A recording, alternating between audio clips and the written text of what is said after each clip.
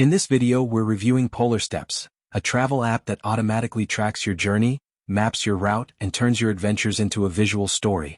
It's designed for travelers who want an easy way to document and share their trips. But is it really worth using? Let's find out. Polarsteps automatically logs your route using GPS, even offline, and lets you add photos, notes, and highlights along the way. It's simple, beautifully designed, and perfect for sharing with friends or keeping a private travel journal.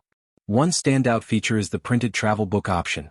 After your trip, you can order a photo book with your route and memories in just a few clicks. The app is free to use and many users love how effortless it feels. However, tracking accuracy can vary in remote or sea areas, and customization of the travel book is limited.